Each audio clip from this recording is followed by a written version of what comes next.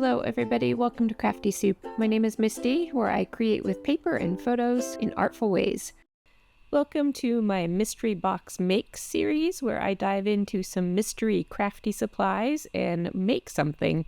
I have been trying to do these videos live, however, due to scheduling issues, I need to do this one pre-recorded. Maybe we'll be back to live next month, but until then, let's get started with this month. Since I have mystery papers, mystery stencils, and a mystery box of random supplies, I use this spinner wheel to help me choose. So the first item is pattern paper. I will go ahead and spin that wheel again for a second item, which is a stencil. And then I will spin this wheel one more time for a third item. And we are going to get another stencil. All right, I am going to adjust that wheel to take some of the papers and stencils off the choices just because the mystery box itself has a lot more product in it. And so I need to slow down on the stencil and paper front that happened also last time as well.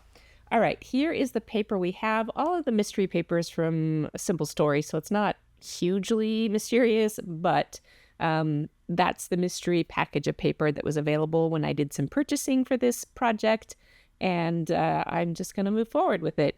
So here's our first stencil. It is a ginormous leaf. Oh, that is really interesting. And the back side of that pattern paper, or maybe it's the front side, depending on how you look at it, is has some florals on it. So those work well together. Now this one is a very different stencil.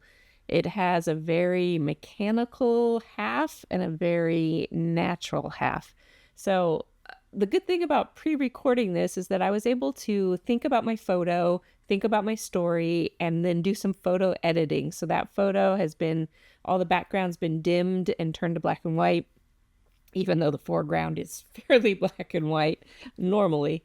At any rate, I chose this photo of my husband with our kittens sitting on his lap. We got new kittens back in August of 2024, and my husband is not a huge pet person, and I am like huge pet person. And so when these kittens started sitting on his lap, I just my heart melted. And it's not happening quite as much as it was back then because he's also a little more firm with some of their naughty behavior. And so they're learning that he is the rule enforcer and aren't sitting with him as much. So I'm going to enjoy this while it lasts, and maybe it'll continue. Who knows? At any rate, I'm going to use that story to create this split layout design, which has a softer side and a more structured mechanical side, I guess you can say, to kind of think about my husband's personality in those two different ways.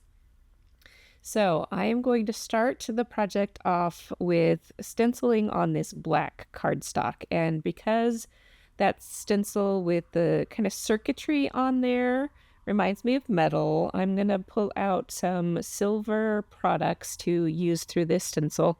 Now this doesn't go quite to plan, but I'll give you some tips on how to prevent the mistakes that I made so that if you want to try this, you'll be better prepared. I cut apart my stencil. Hopefully that didn't make everybody cringe, but part of what I have a hard time with stencils is that so much of the stencil covers up everything and gets in the way, especially when you're using sticky mediums.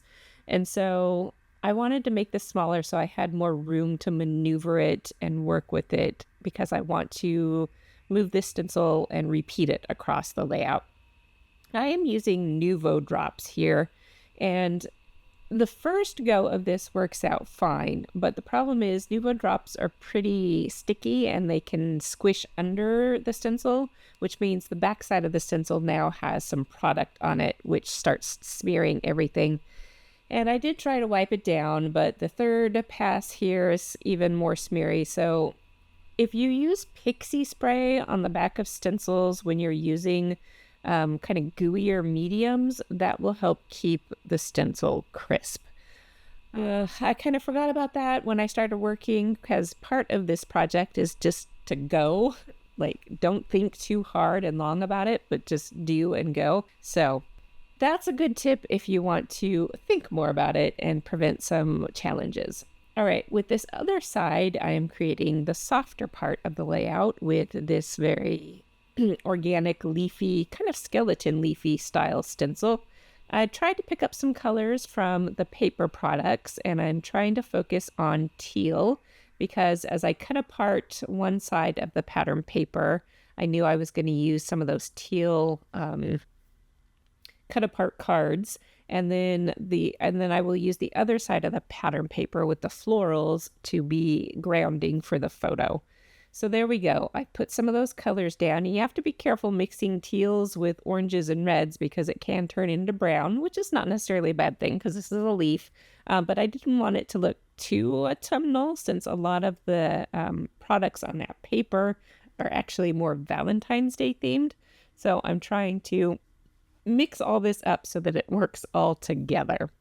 All right, this is not dry yet, and I'm trying to glue it down to the base of my layout. I should have waited for it to dry completely. But again, I'm trying to just go here. And when I'm doing this live, I kind of stick to about an hour. So I wouldn't have time for all of this to dry if I were live. So I tried to keep that in mind as I was working this time around. So next up, I pieced together some alphabets from a set that is mostly out of letters, and I'm going to go ahead and color them teal with this oxide ink. I will sprinkle some clear embossing powder over this ink and heat set it. That will lock in the color of the ink so it doesn't get smeary. Do be careful if you're heat setting foam though, because sometimes foam will shrink if it's gotten too hot. So I keep my heat tool moving and don't let it linger too long in one spot.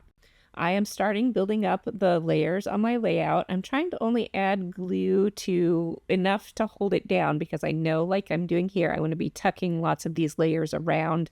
I like to cut apart embellishments and these cut apart sheets even more to stretch them across the layout and to kind of spread the embellishment around. I'm not using a lot of embellishments because they weren't part of my kit. And while I do have, my crafty pantry available, I really try to focus on what the mystery ingredients are for this Mystery Make series. All right, doing some more cut aparts here. At first I thought I was going to use that whole little squirrel card off to the right, but it was covering up too much of the stenciling. So I'm going to go ahead and cut it apart. And I think at the very end, I even do a little bit more with that, but you'll see that in the final pictures.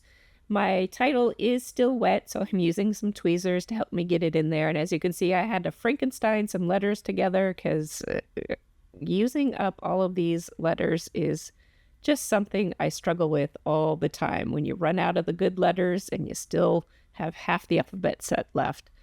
I am using the Nuvo drops to finish off my title because I really wanted the title to be in silver, but I figured that if I wrote part of it in silver with the Nuvo drops, then I could get the other part going with my alphabet set.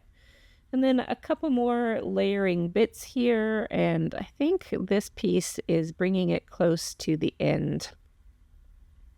Let's see what we've got going on. Oh, I wanted to bring some more of the black from the right-hand side off to the left, and I love to do doodly borders and to outline my papers to just kind of help that stuff pop a little bit more.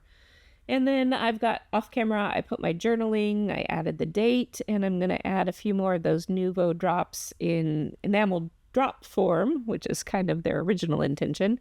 And that will finish off the layout for this time. So I will leave you here with some of these close-up images. And I hope you got something fun out of this video. It's just something creative challenge that I like to do. I will be back soon with more crafty videos for you. And until then, I hope you have an artful day.